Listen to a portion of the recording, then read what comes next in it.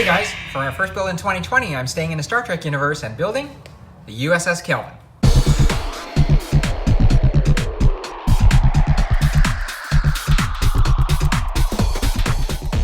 Well, hey everyone, and welcome back. So I'm ready to get started on our project here, but before I do, I wanted to make a few comments about the model kit. This is a model that I intended to do back in October, and the reason I delayed it was because I was awaiting some Photoetch parts, which finally did get to me. I originally ordered the Photoetch parts because I intended to light the model. However, after giving this a lot of thought and watching a few videos on this, I decided not to go that route. The main reason for that has to do with the windows. A lot of the windows, unfortunately, are placed in areas where there's support structure there, so that means there's a lot of plastic around those areas. It would be difficult to get a hole drilled through and get lights to shine through that properly. You could argue that you could use fiber optics. You know, a lot of guys are really good at that and patient with that. I'm just not one of those guys, so it's something that I wouldn't enjoy doing. So rather than going through all of that, I'm just going to set the lighting aside and just not go that route.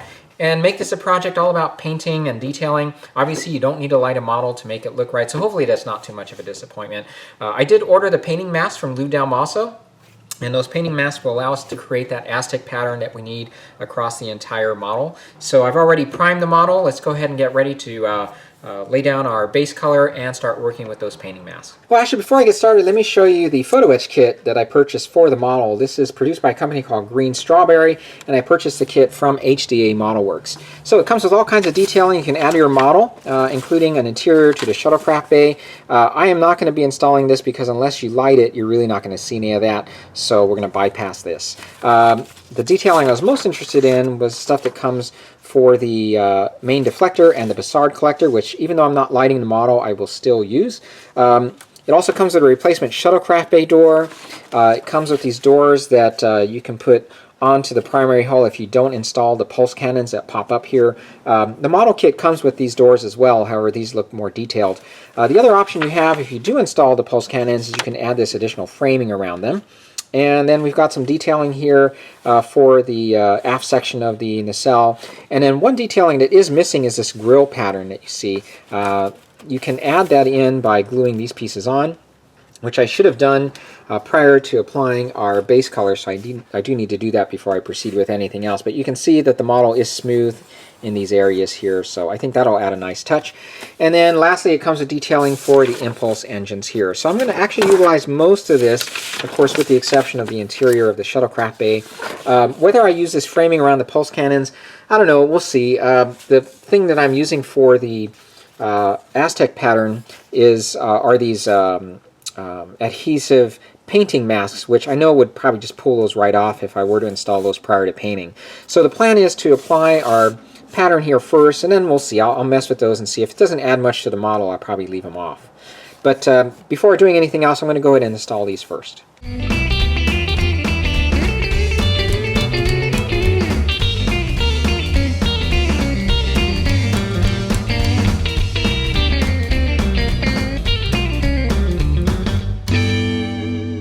Alright, so these are the painting masks now from Aztek Dummy. Lou Dalmasso is the guy who designs these, and what's provided in the kit are 4 sheets of adhesive masks. And there are different cutouts here that are shaped to fit into various sections of the ship. So we have some wedge-shaped cutouts that obviously are for the primary hull. We've got other cutouts then for the secondary hull and the nacelle.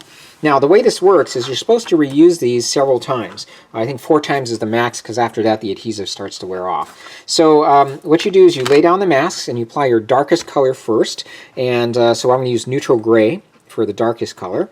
And the other thing he suggests is to not spray the entire masks with the darkest color. What I'm going to do as I go along here is just randomly apply the darkest gray, and then you lift the masks, switch them around, and you do the same thing with the next shade of gray. So there's going to be 3 shades of gray here, from darkest to lightest. We're going to go from neutral gray to dark ghost gray to camouflage gray. I know Lou used white on his, but I think I'll stick with the camo gray. I also have this flat gold gray. I'm not sure which one I'll use. I think I'll stick with the camo gray.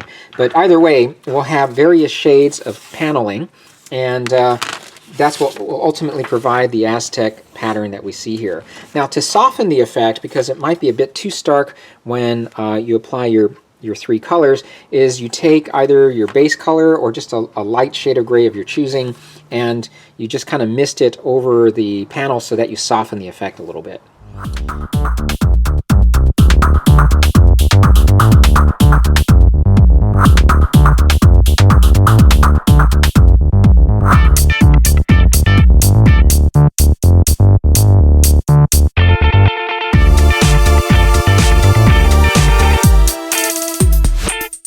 So this is how it looks when it's done, and the next step now is to go ahead and apply a fine mist of the base color. And here it is completed. I'm pretty happy with the end result here. It certainly helps to soften up the effect with that light misting of the base color. Alright, well this took all day doing this, so I'm going to give myself a little break here and get back to it soon.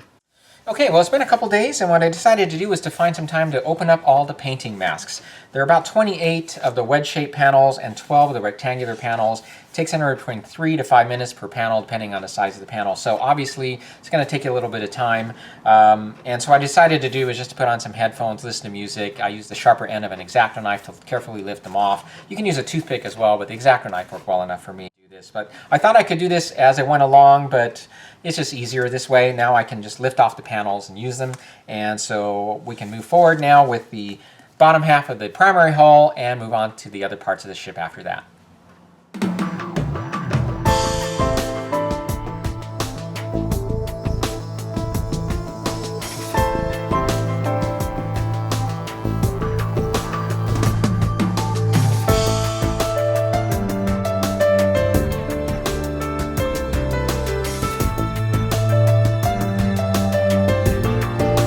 Things. With the initial application of the masks, I chose a certain sequence to go by, and what I did to align the second application, I just shifted everything over but keeping to that same sequence. And it's important that you keep to a sequence because otherwise you'll end up with two panels that are identical right next to each other. Also, it's helpful to, at least I'm finding it best, to align the masks with the line ahead of you here. So what I mean by that is I'm laying this one down, I'm using this line as my guide, and it's okay if you find that there's a little overlap with the previous mask there.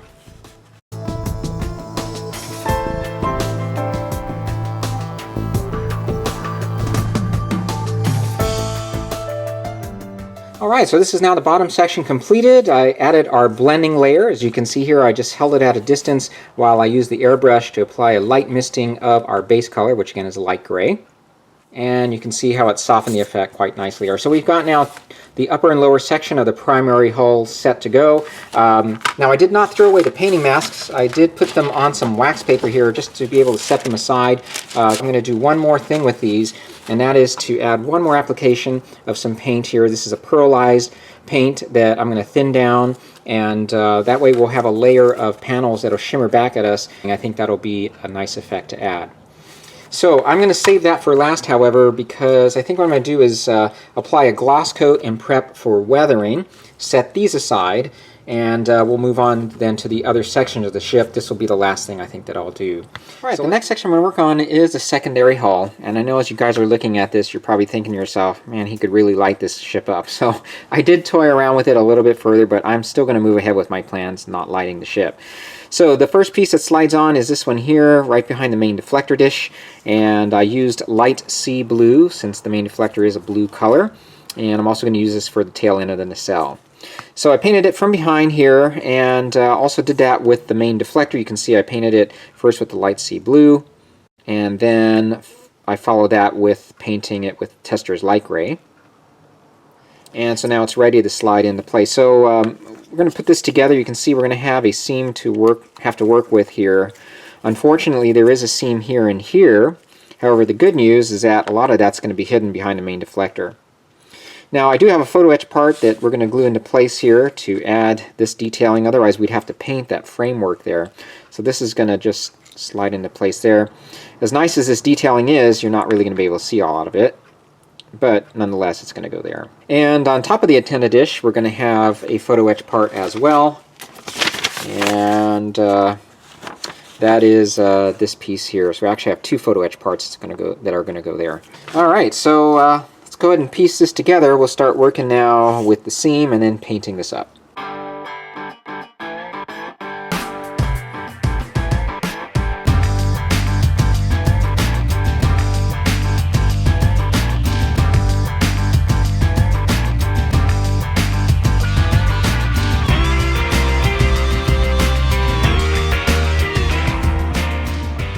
Well, this is the part I wasn't looking forward to. What the instructions are telling us to do here is actually to cut this piece free of this plastic part here. And it's a clear part, so you know, I was almost tempted just to not try to do this, but I took my saw, as you can see here, I just carefully used it to cut this piece free, and I ended up with this part here, which I had to sand down to make it even, and then I used a buffing wheel on my Dremel there to try to make it as smooth as possible. So anyway, this piece now goes onto here, just like the instructions are showing us. This collar that sits right here. And then we've got to piece these other Photoetch pieces together, and then the cap to the nacelle, or the Bassard collector, will sit directly on top of that. Alright, so moving right along here, just to get you caught up, I have the secondary hull completed with the seam all done. I've got the shuttlecraft bay door installed, and then I have the front section here just covered with liquid mask, because I still have to paint the base color here. And in the vise here, I've got the nacelle, just holding it together while the glue dries, and then we'll work on the seam.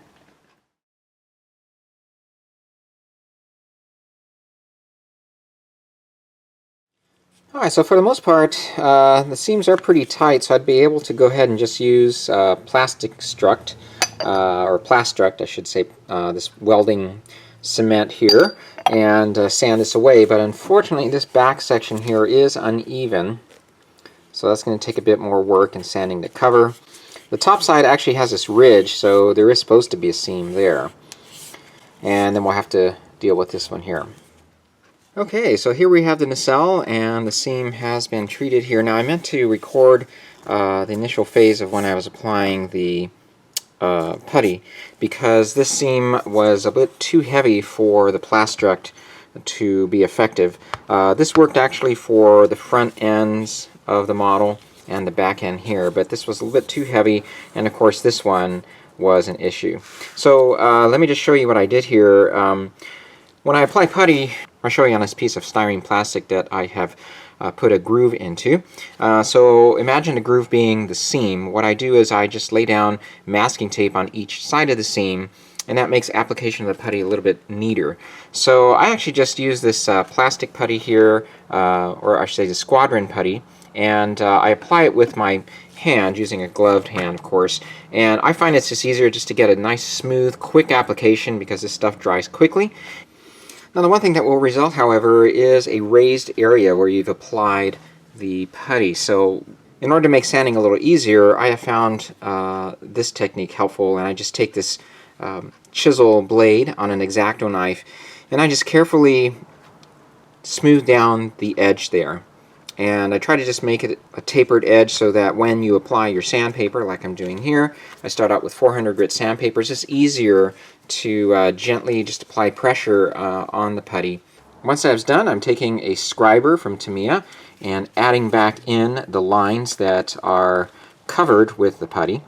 Now, this back seam here, as I showed you earlier, was fairly heavy and uneven, and so what I had to do was to smooth it over by using my Dremel. I just used a very light touch to the Dremel here, with just carefully trying to even it out, and then the rest was done with putty and sandpaper.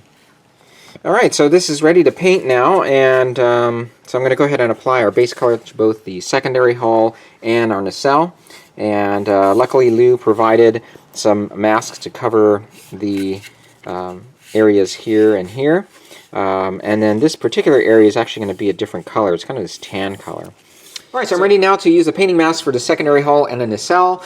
And the approach I'm going to take here is actually cutting them into segments. So I've taken two masks now and cut them up so that we can apply them a little easier to these different areas. These structures are more contoured than the primary hull, which is basically just this flat surface.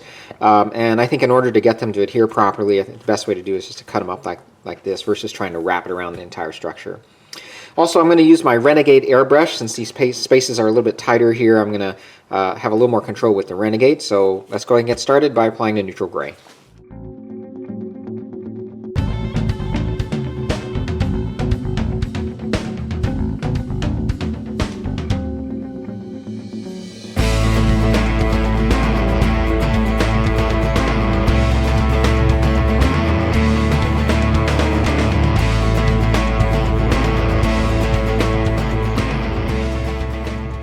Alright, so 2 colors have been added now, and I'm not going to record the application of the 3rd color because you guys get the idea how to do this.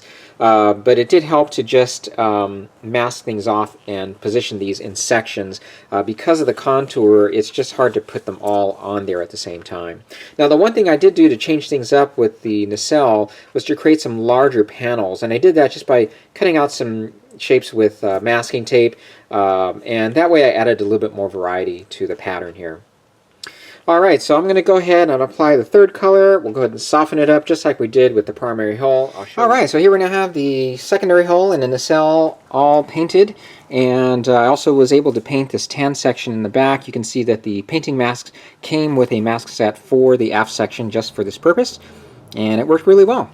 So the color I used here was just a combination of armor sand and camouflage gray, about a 50-50 mix. And I did a slight bit of Aztecing there. You can't see it in this lighting, with a lighter shade of this with some of the leftover panels I had. Alright, so ready now to do the wash. I have a gloss coat, as you can see, in place, so let's proceed with that. And for the wash here, I used a 50-50 mix of Vallejo's dark gray wash and gray wash. And as you can see, it's easily removed with a damp cloth that I moistened with water. If some stains are a little bit more stubborn, you can mix in a little bit of Vallejo's airbrush thinner to moisten the cloth.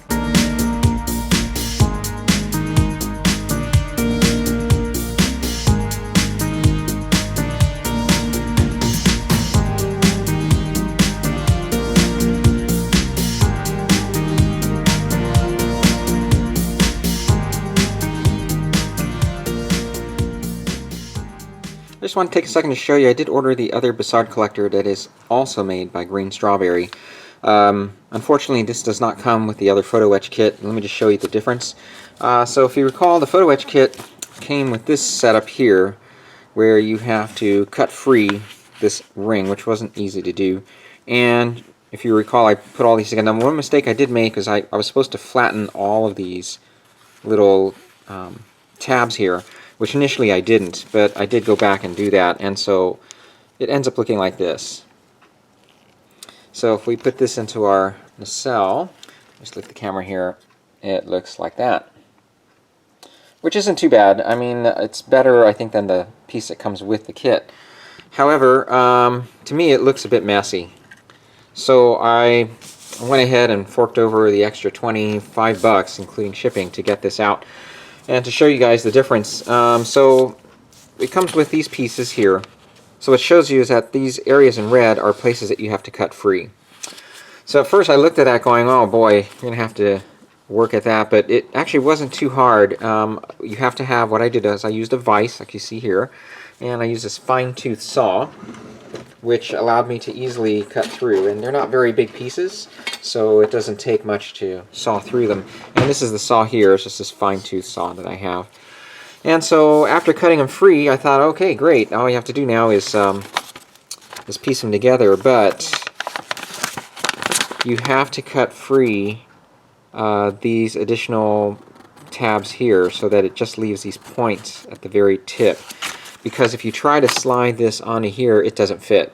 So at first maybe I needed to heat this, but then I actually messaged the guy from Greenstrawberry, and he was kind enough to send a reply.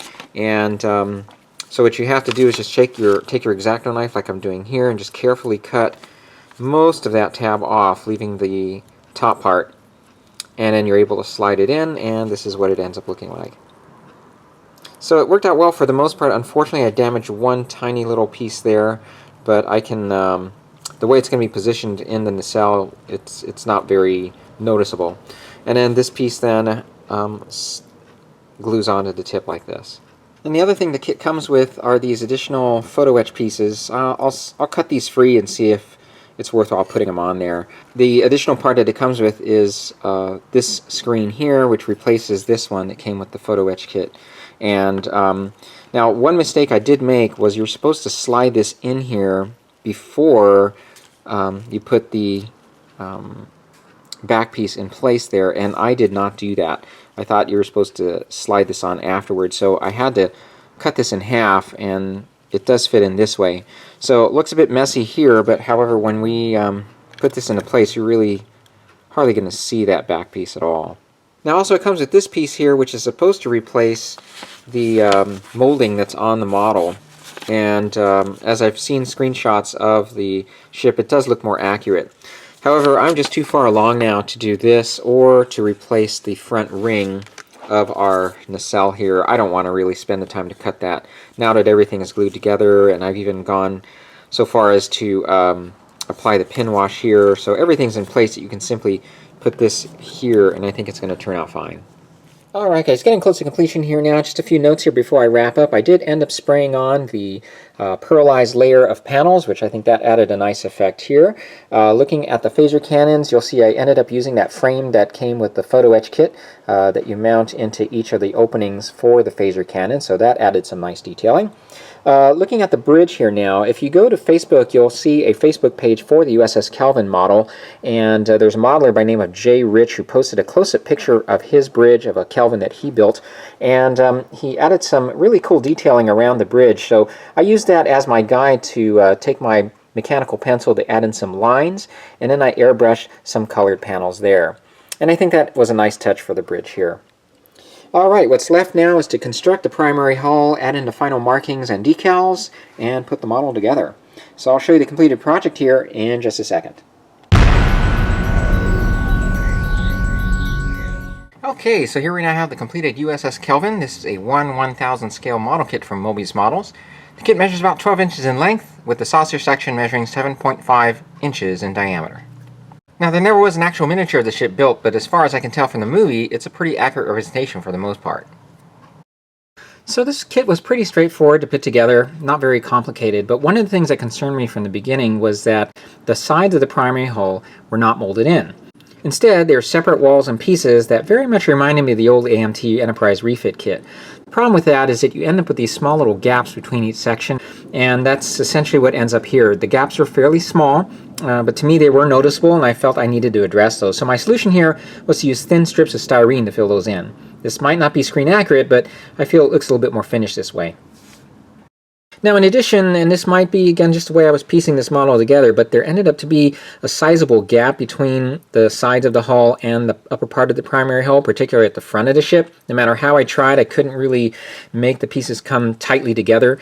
So I did end up with a little bit of a gap there, and I did the trick that you see me use many times, and that is to take plastic putty to fill that all in.